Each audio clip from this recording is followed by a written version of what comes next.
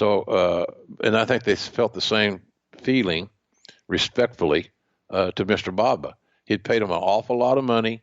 And look, you can't complain about the booking that Doc and Gordy had, certainly in Japan. They beat, look, when you start beating Andre, and you start beating Andre and the Giant Baba together, good Lord. And you beating Stan Hansen, was a god there, still is.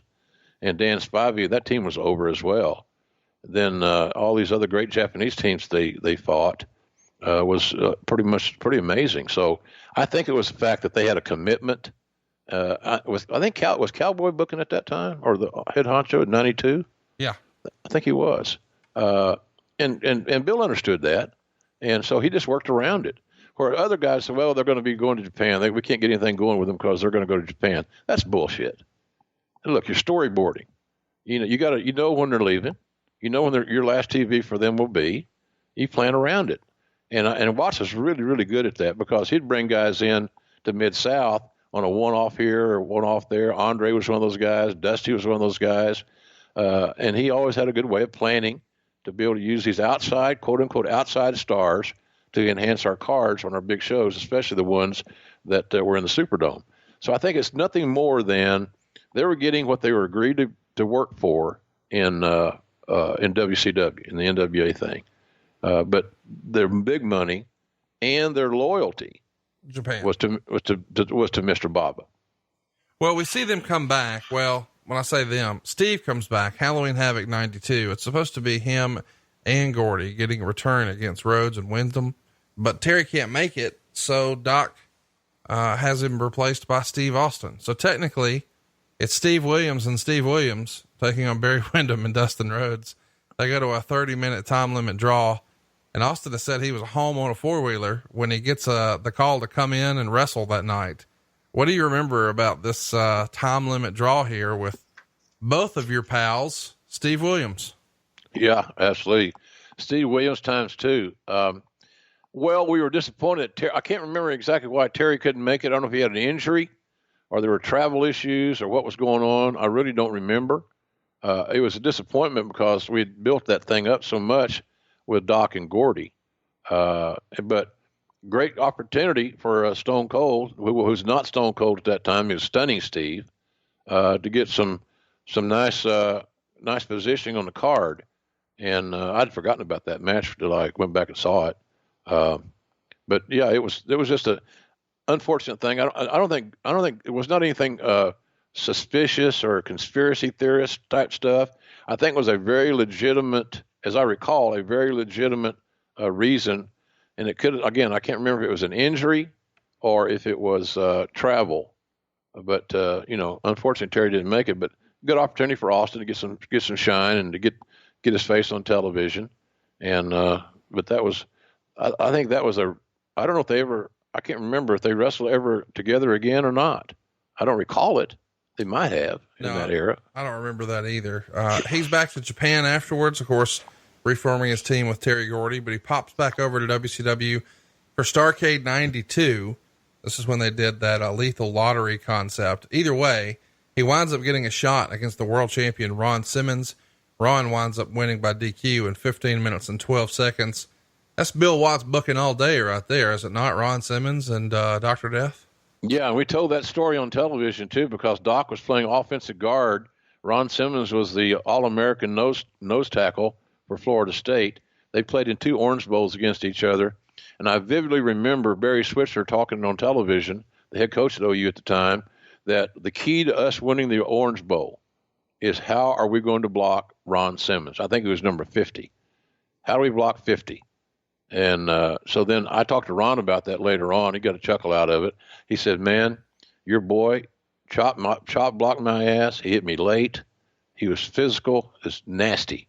Talking about Doc, because Doc had the fear of God put in by the head coach that you got to control this guy. We cannot let him beat us. And that's going to be largely on your shoulders, Steve. So he took it personally. And they had some real wars there. So we went back, and of course, probably embellished a little bit, but we went back and told that story that they had a rivalry, a physical rivalry since college. And it played well for the audience. The audience could get that. They could relate to that. But I remember that two magnificent studs, man, in Simmons and Doc. it was a beautiful booking, quite frankly. But he was he was in his element there. Single matches, as we talked about earlier.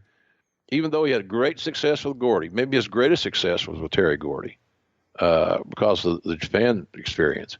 But quite frankly, I think Doc had always, like most guys, they want that singles run. I remember one time Cowboy telling Stan Hansen and Bruiser Brody, who was called Frank Goodish at the time, that, he said that they were a tag team in Mid-South, young, crazy, it's early 70s. I was just getting in the business in 74. But they were around there in that early dirty days. And I remember Cowboy telling them that I'm getting ready to book you guys as singles. And they believed, they meaning Stan and Frank Goodish, that their money was together. They would make more money as a tag team than they ever would as a single. Well, we know how that formula works. They went to Memphis. They left our territory, went to Memphis, I think. And somewhere along the way, they got into singles matches and realized the payoffs are better per capita than sharing the match payoff with another person. And then you got to share that payoff with another team. That's 4 people getting sharing a payoff in that slot.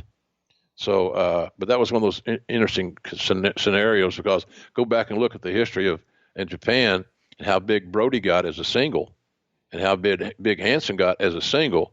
Because you can always put them together. That's even a big bonus. So they were just a magic in that regard. So the tag team thing was great, but Doc always, I think, yearned to be a singles champion. And again, the downfall was his verbal skills. What he said was real, but for whatever reason, he would get. He wasn't. You could see he wasn't really comfortable doing it. And I don't know that he ever wanted to be himself as much as trying to what he thought he's supposed to be. And that was a matter of coaching up. And, I think if Doc had been around Cowboy longer in that singles role, that Bill would have got him over the hump as far as cutting a promo and how you do it. But that was kind of the Doc's only Achilles heel, was the promo side of it. January 30th, 1993, Doc and Gordy beat Misawa and Kawada for those AJPW tag titles, and they hold them until May 20th. And not long after this, Steve and Terry's team unfortunately has to break up because Terry suffers a stroke, puts him out of wrestling for a while, and Steve starts teaming up with Big Bubba Rogers. Man, it feels like these guys have all the momentum in the world, and this is not exactly as planned for Dr. Death, huh? No, had to get to Plan B very quickly, losing at least temporarily losing his partner. But the salvation there was that Mr. Baba had Big Bubba, aka the Big Boss Man, on his roster. And going back all the way back to the day that Bubba and Steve had that UWF Finals match to determine the first champion, or determine the championship, because Gordy was the first champion. And he beat Doc, ironically, as we said. At least that was a salvation for Doc, because he didn't lose his spot on the card because his partner was inactive or unable to participate, and the guy that we got to replace him wasn't nearly as good. I'm not telling you that the Big Boss Man was better than Terry Gordy, because I can't say that about hardly anybody that I can think of right now. But he was a hell of a hand, and he was a main event guy. He was a veteran. He was big and he was athletic. So really, there was a drop off, but there wasn't a massive drop off, quite frankly. Well, it doesn't really matter, because he's finally getting his wish. July 7th, 1994, Dr. Death would defeat Misawa to win the AJPW Triple Crown Championship. The Triple Crown consisted of the PWF World Title, the NWA United National Title, and the NWA International Heavyweight Title. It's also worth mentioning that Steve's also the UWF Heavyweight Champion in the States at this time. He picked up a win over Sid Vicious by DQ to retain the title on September 23rd. I think that was at MGM Grand, and there were 200 people there. So, yeah. Either way, though, you've been talking about it. He was a tag team guy, but longing for his singles run, and beating Misawa for the Triple Crown That's about as high of an honor as you can get in wrestling in 1994, is it not? Yeah, Masawa was like beating Stone Cold in his peak, and Masawa was the guy. And some of the matches that Doc and Masawa had were absolutely cringe-worthy, not in a bad way. Like, oh my God, this physicality. And Doc's suplex, the doctor driver, was a staple of that whole situation. And unfortunately, sometimes the good doctor would get a little carried away and may drop somebody on their head. And how Masawa survived all that brutalization was a testament to Masawa's toughness. A great skill set, man. He was really, really good. And the Dr. Death Masawa matches is another trip down memory lane that the real old school fans probably would get a kick out of watching. And that's certainly a YouTube search or something along those lines. Dr. Death versus Masawa. Great stuff, man. And I'd say this, and I'm a big proponent of this, that a lot of today's wrestlers should be looking, watching, studying more specifically some of those contests. You're going to learn a lot. You're going to learn some things not to do, but you're going to learn a lot of things that really, really work, that are very simple and very straightforward, because they're plausible and they're realistic, and they're not screwing with you as far as making you try to believe that a play fight is as serious as what Dr. Death did and some of these other guys, Masawa, for example. You couldn't see through their stuff. They were real dudes. And that was a big thing. I would say that Doc probably never had a bigger win anywhere than the Triple Crown in All Japan. It was a huge honor to be anointed that, and to have the best guy in the territory put you over to win that championship was significant, and just proved once again, which again led to the loyalty to Baba, that Baba, when he believed in you, you're going to get your chance. Just keep doing the good things you do, keep having great performances, be solid, be physical, and good things will happen. And so there's a great loyalty to Mr. Baba for a lot of guys because of that. Well, and you can see why. I mean, it was the highest honor at the time by far. Unfortunately, Doc doesn't keep it forever. He loses it October 22nd to Kawada. And around this time, we would see Dr. Death start teaming with Johnny Ace very successfully. They get a lot of wins, and they even wrestle some odd combinations, like Rob Van Dam teaming with Stan Hansen, which I wouldn't have ever guessed happened. Yeah, that's a unique booking, isn't it? Very much so. Let's talk about August of 96. We see him pop up in the new hot promotion called ECW. This was definitely the promotion that had the most buzz by August of 96 as far as the independents. He and Tommy Dreamer would lose to Taz and Brian Lee, but quite a coup. You got this well-educated Philadelphia audience, that hardcore ECW arena fan base. They were very familiar with who Dr. Death was, right? Yeah. And remember, he had been on TVS. He wasn't somebody that was a stranger, and the ECW audience were certainly unique, educated, and knew what the score was. So yeah, Paul Eden did a nice job of getting Steve in, and it created another new payday. And he was an asset in that company, no doubt about it. I don't know how he fit with the hardcore stuff and the, trash cans and tables and ladders and chairs. Oh my. But they knew he was a bad MFer and that he was the legitimate item. Don't screw with him. And that's kind of what it takes.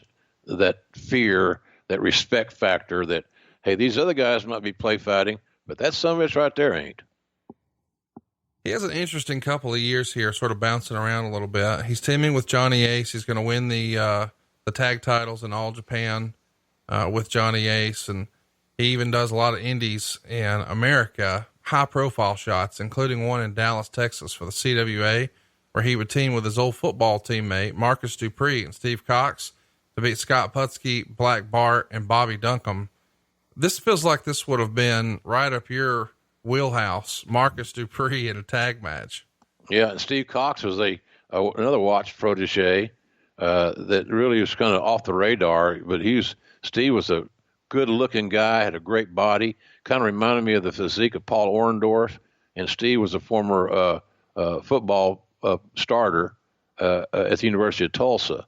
So you had the Marcus Dupree, Oklahoma Sooner legacy, Steve Cox, the Tulsa,